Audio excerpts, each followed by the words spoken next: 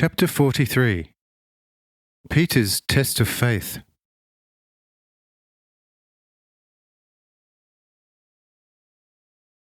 By this time, however, the fourth watch set in. The wind relented somewhat, and the sharp-eyed Andrew was watching the string swell in every direction, catching sight of a person walking upon the sea waves as if upon dry land. Matthew chapter 14, verse 25.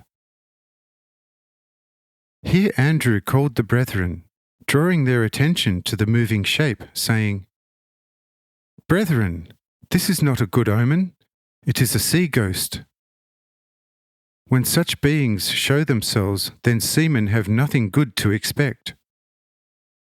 Matthew chapter 14, verse 26.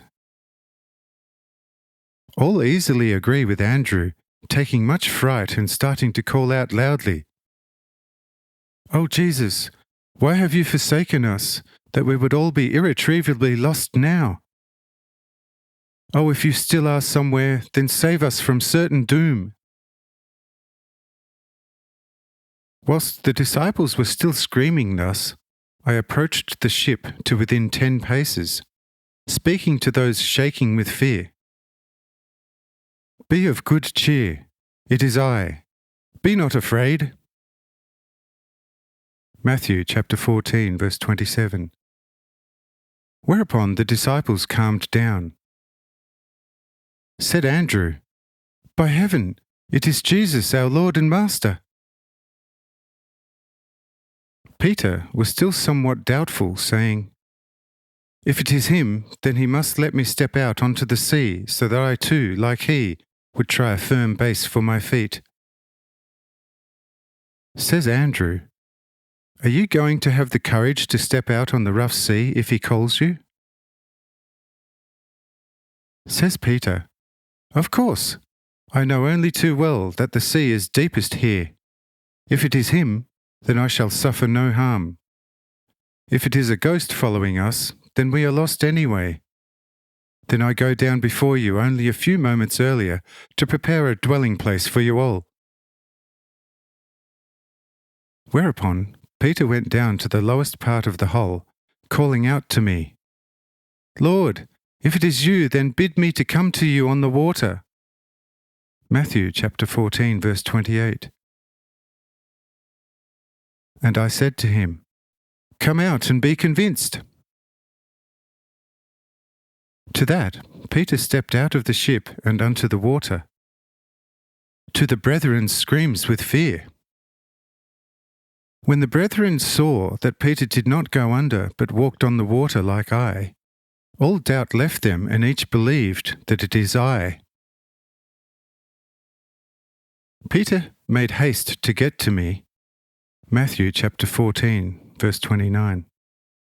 But when he was still 7 small paces distant, he saw a powerful wind whipping up high waves. He took a mighty fright, starting to think how the lofty waves may fetch him off after all, losing some of the strong faith, noticing that he was already sinking to his knees. Whereupon he gave out an immense yell, "Lord, help me!" Matthew chapter 14, verse 30. But I quickly stepped over to him, stretched out my hand after him, and pulled him out, sitting him on top of the water, which then carried him as before, saying to him, however, "Oh, you of little faith, why did you doubt?" Matthew chapter 14, verse 31.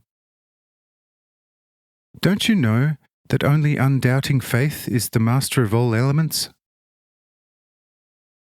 Said Peter, "Lord, forgive me, for you see that I am but a weak human. The wind and the oncoming waves scared me." Said I, "All is well again, and we are now standing upon the ship, and so let us step down into it." Whereupon we stepped into the ship, and the storm ceased the same moment. Matthew chapter 14, verse 32. All, the disciples and the boatmen, hastened over to me, praising me and saying with one voice, "Only now do we recognize that you are of a truth God's Son." Matthew chapter 14, verse 33. And my John embraced and hugged me with all his strength, saying, "Oh, you, my Jesus, that we only have you again. Now all our fear is gone. Only do not leave us ever, for it is too terrible to be without you. Verily, this nocturnal sea voyage I shall remember all my life. For this much fear and horror I had not suffered yet." Now the storm can rage around us as much as it wants to, for we now have its master in our midst who can bid it be calm, and the monster must obey the voice of the Almighty.